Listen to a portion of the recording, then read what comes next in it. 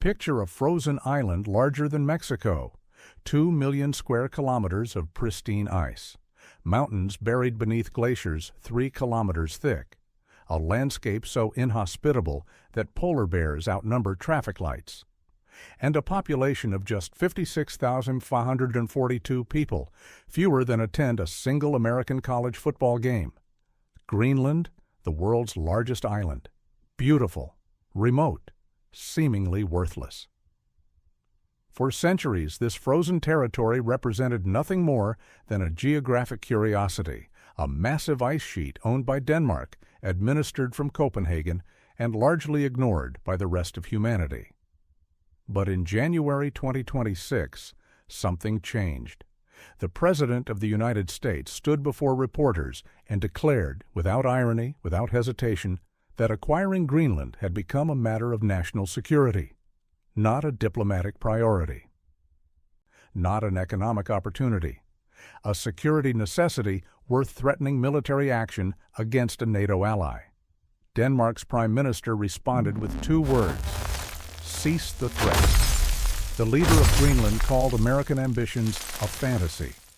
European allies watched in stunned silence as American troops, fresh from overthrowing Venezuela's government just days earlier, turned their attention northward. This wasn't a joke. This wasn't another Trump real estate fantasy. This was the 4th time in 159 years that the United States had attempted to acquire Greenland. And this time, the laughter had stopped. Here's what you need to understand. In 1867, while purchasing Alaska from Russia for $7.2 million, American officials quietly explored buying Greenland from Denmark. They decided to wait. In 1910, internal State Department discussions resumed. Again, they waited. In 1946, President Harry Truman formally offered Denmark $100 million in gold bullion, equivalent to roughly $1.5 billion today, for complete ownership of the island. Denmark refused. In August 2019, President Trump publicly suggested purchasing Greenland, calling it a large real estate deal. Danish officials laughed. The story disappeared from headlines within weeks. But in January 2026, when Trump returned to office, he didn't laugh. He didn't downplay. Instead, his administration confirmed that acquiring Greenland remained a formal policy objective, and when asked whether military force was excluded, the White House refused to answer. So what changed? Why does the world's most powerful military suddenly consider a frozen, nearly empty island essential to its survival? And why have American strategists quietly pursued this territory for over a century and a half? The answer isn't about ice, it's not about real estate, and it's certainly not a joke. To understand why the United States would risk a diplomatic crisis with Europe over Greenland, we must examine 3 collapsing certainties, 3 strategic pillars that American planners believed would last forever. But there was a problem. All 3 pillars are crumbling, and Greenland sits at the exact center of the collapse. Greenland is a geographic paradox. At 836,330 square miles, it's larger than all of Western Europe combined. Yet its population could fit inside a mid-sized sports stadium. Its annual GDP of approximately $3.3 billion is smaller than the revenue of a single suburban shopping mall. Its government depends on Danish subsidies covering roughly 60% of its budget, approximately DKK 3.9 billion or $570 million per year. By every conventional measure, Greenland appears economically insignificant. But economics and geography tell different stories. Greenland controls the shortest air and sea routes between North America and Europe, the exact routes that determined the outcome of World War II and shaped the architecture of the Cold War. During both conflicts, whoever controlled Greenland controlled transatlantic supply lines. Greenland harbors the world's 3rd largest deposit of rare earth elements, materials essential for every smartphone, electric vehicle, wind turbine, and weapons system in modern civilization. The Kvanefjeld deposit alone contains an estimated 11 million metric tons of rare earth oxides, enough to supply over 25% of projected global demand. And Greenland is melting. Climate change is exposing resources once buried beneath 2 miles of ice and opening Arctic shipping routes that could reduce Asia-Europe transport times by 40%. 3 powers circle this island. Denmark technically owns Greenland, but barely. Copenhagen cannot defend the island militarily and cannot afford the infrastructure investments required to exploit its resources. Denmark's entire defense budget, roughly $6 billion annually, is smaller than what the United States spends on a single aircraft carrier. China has invested hundreds of millions into Greenland's mining sector, seeking both rare earth supplies and strategic access to the Arctic Polar Silk Road. Chinese state-owned companies now control key mining operations, including the Isua Iron Ore Project, the first fully Chinese-owned mine in the Arctic. The United States maintains Pituffik Space Base, formerly Thule Air Base, housing ballistic missile early warning systems designed to detect Russian nuclear launches and track intercontinental missiles targeting North America. Without this base, America loses its Arctic defense perimeter. Without Greenland, the base cannot exist. The stakes are clarifying. China wants Greenland's minerals and Arctic access. Denmark wants dignity, while accepting it cannot hold what it claims to own. And America wants what empires have always wanted: control over territories they consider essential, regardless of who legally owns them. But economic empires don't simply seize territory anymore. They negotiate. They offer compensation. They construct justifications. And when those methods fail, desperation reveals itself. To understand how the United States arrived at this moment, threatening military action over an island most Americans couldn't locate on a map, we must examine the economic trap that has been closing for decades. Let's start with a number that changed everything: 370,000 metric tons. That's the estimated reserve of heavy rare earth elements buried beneath Greenland's Kvanefjeld deposit, the third largest known land deposit on Earth. To understand what this means, you need to grasp what rare earth elements actually do. Despite their name, rare earths aren't geologically rare. They're called rare because extracting and refining them requires brutal, environmentally catastrophic industrial processes that most nations refuse to permit within their borders. These 17 elements, neodymium, praseodymium, dysprosium, terbium, and others with names most people can't pronounce, form the invisible backbone of modern civilization. Every iPhone contains approximately 24 rare earth compounds. Every electric vehicle motor requires powerful permanent magnets made from neodymium and praseodymium, typically 1 to 2 kilograms per vehicle. Every wind turbine relies on rare earth magnets that can withstand immense torque without degrading.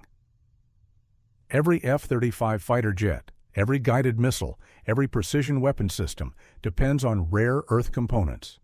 It was not convenience, it was dependency. And here's the problem: China controls over 90% of global rare earth processing capacity. At first, this seemed like brilliant economics. Western nations outsourced the dirty, expensive work of rare earth mining to China.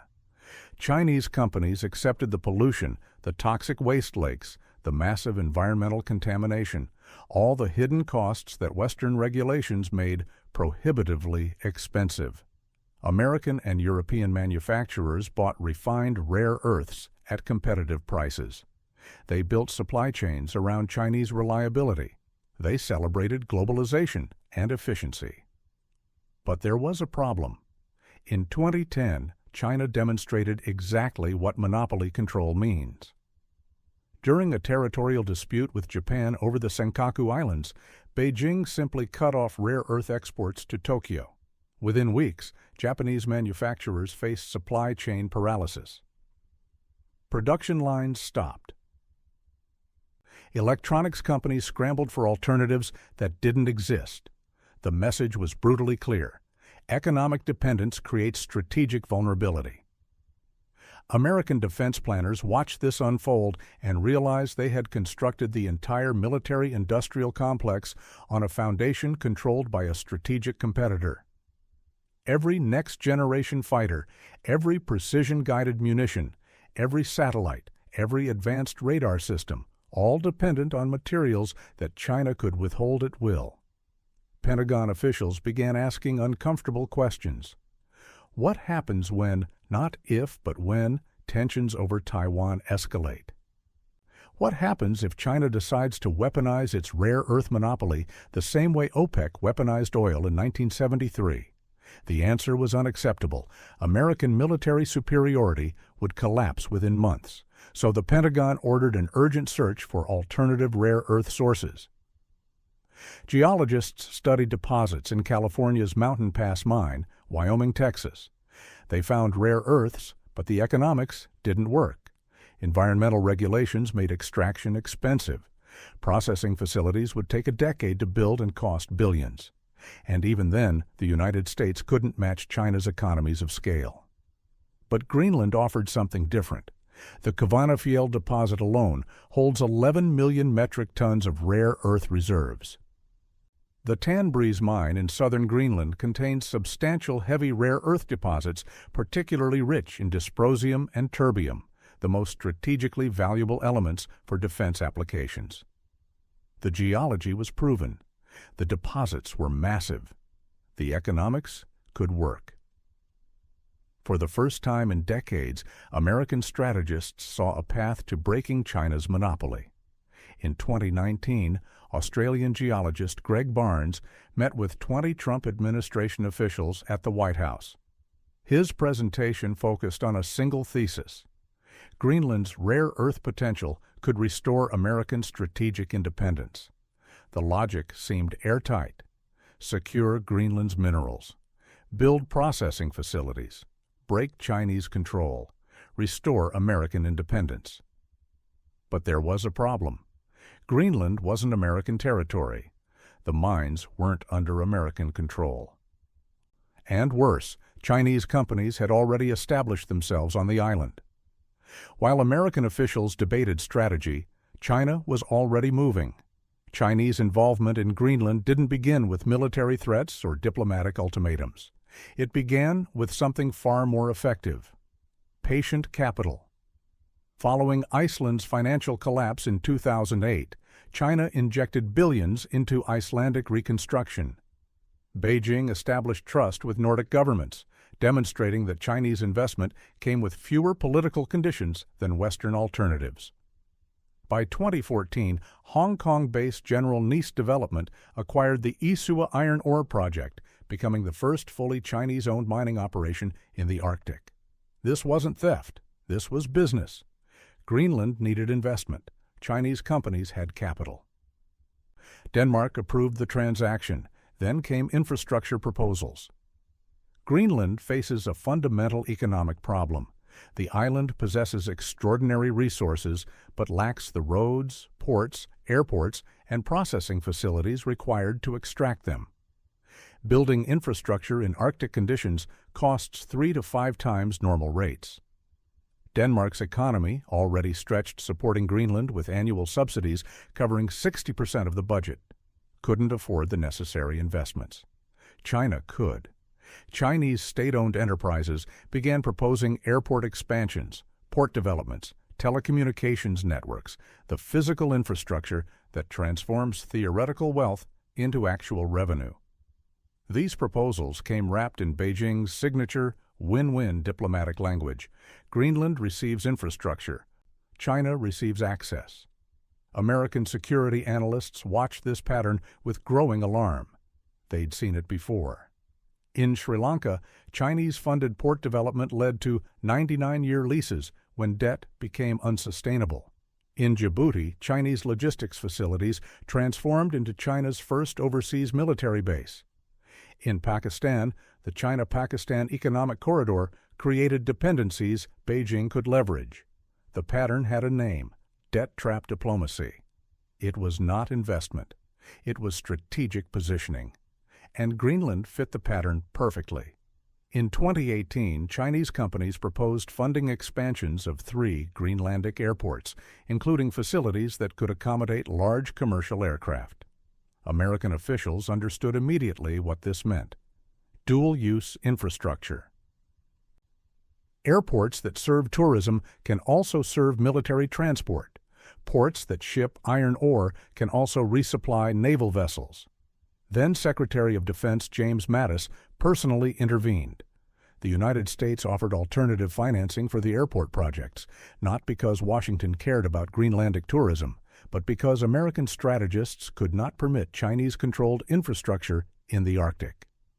Denmark and Greenland accepted American financing. China adapted. Instead of infrastructure, Chinese companies focused on mining licenses and resource rights. If Beijing couldn't control the airports, it would control the mines themselves, securing rare earth supplies at the source rather than competing for them downstream. But there was a problem, for China this time. In 2021, Greenland elected a new government. The Inuit Ataqatigiit Party campaigned explicitly against the Kvanefjeld uranium and rare earth mining project, citing environmental concerns about radioactive contamination.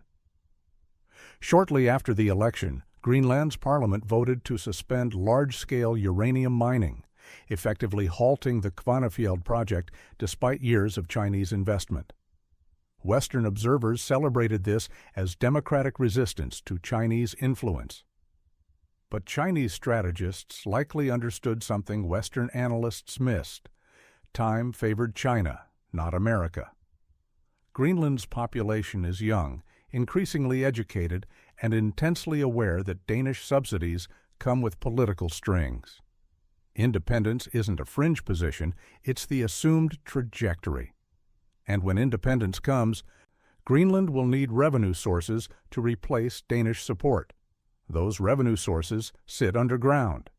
Chinese companies have demonstrated exactly what Greenland needs: patient capital willing to invest in infrastructure first and accept returns measured in decades, not quarterly earnings.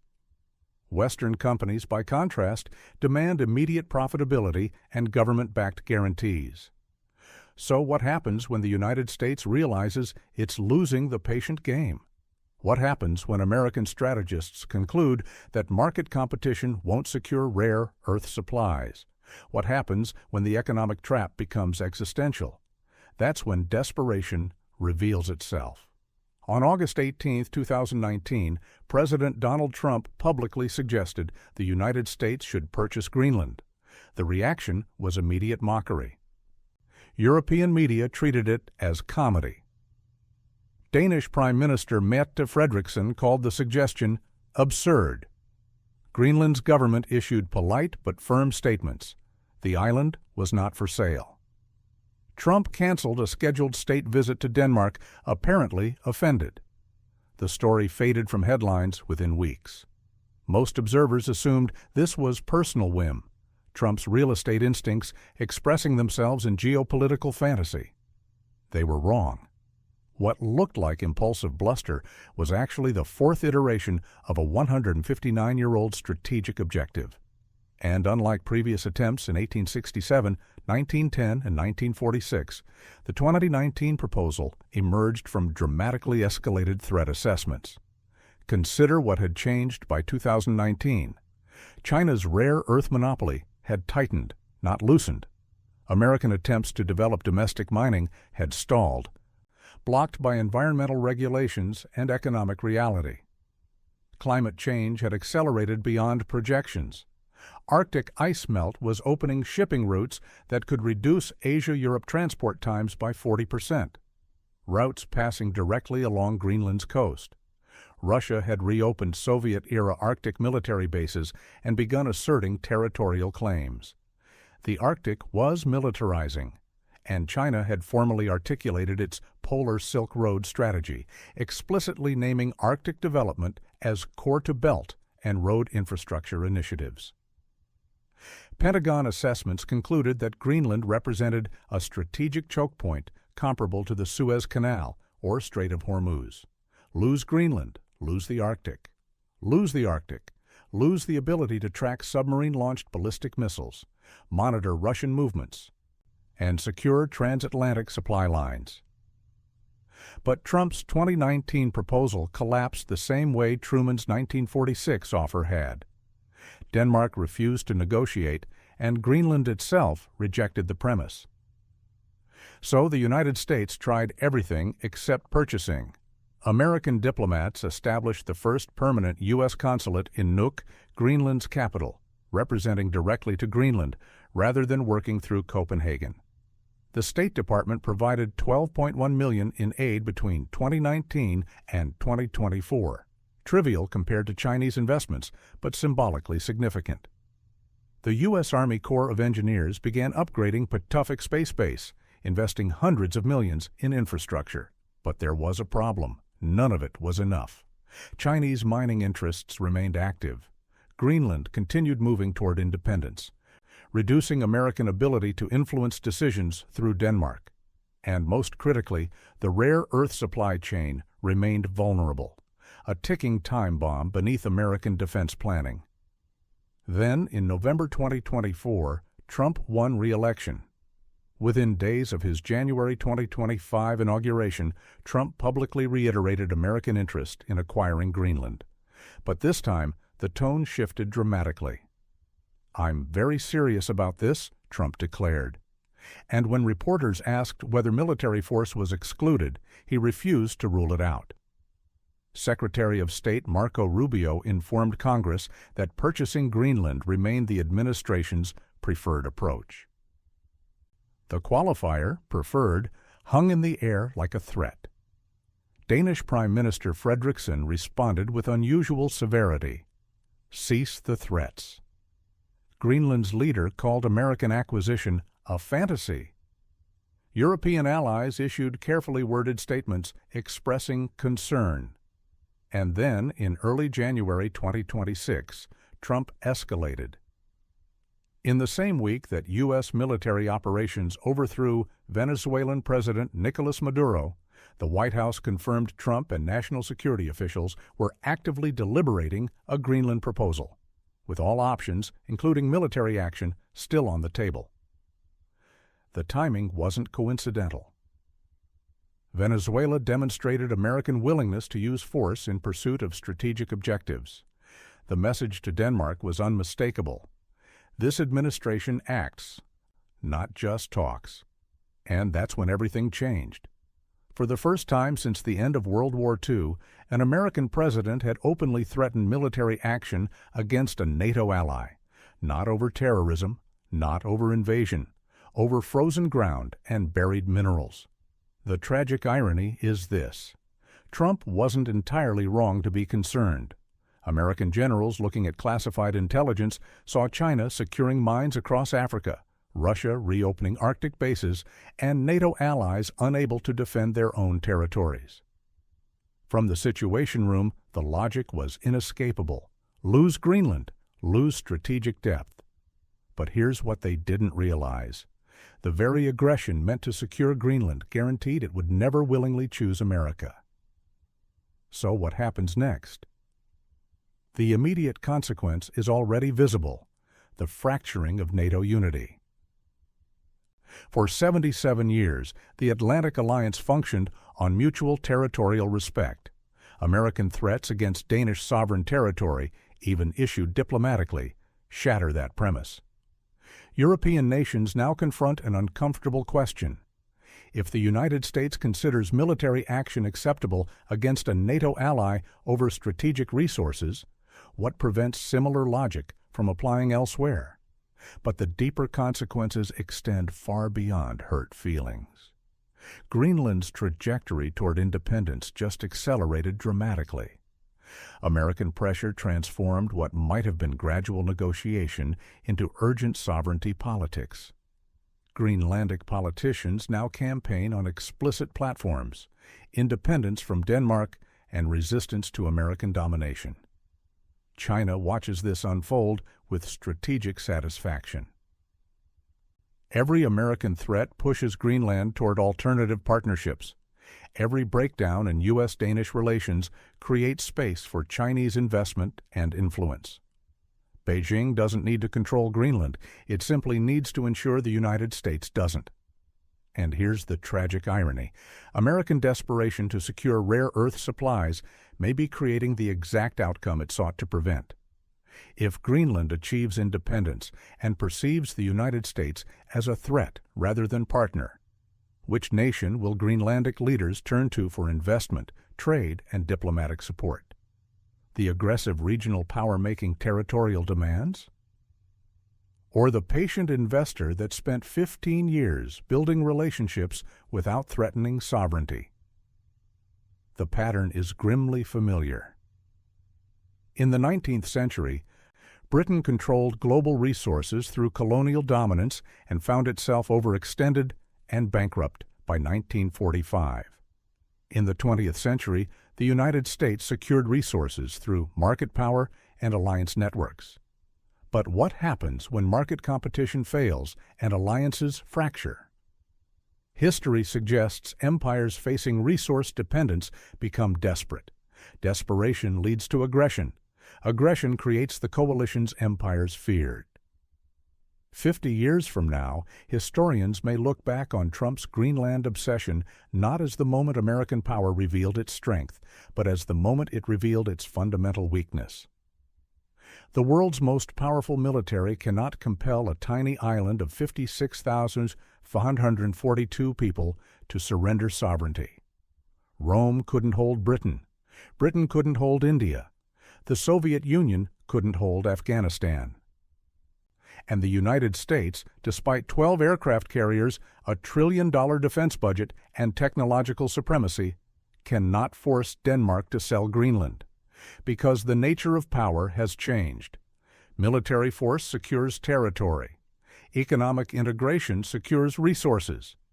And in the 21st century, resources increasingly belong to whoever offers patient capital, infrastructure investment, and partnerships that don't demand sovereignty, surrender. China understood this. The United States is learning it the hard way, but here's what nobody's saying. Greenland doesn't need to be purchased. It just needs to wait. Climate change is melting 2 centuries of ice every decade.